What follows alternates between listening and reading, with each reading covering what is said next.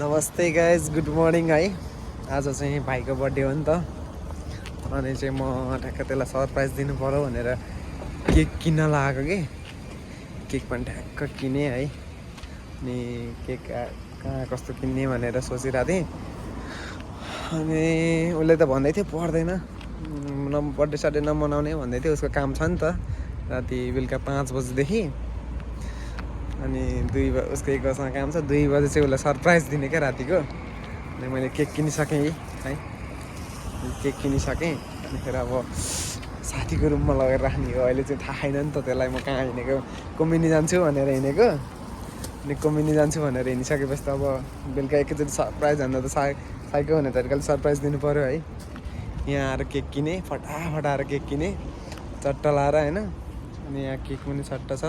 अब एकछिनमा साथीको रुममा जान्छु, अनि साथीलाई त्यहाँ राख्नु दिएर म फटाफट जान्छु है। तपाईँहरूलाई सबै भिडियो ल्याउनेछु है। ल।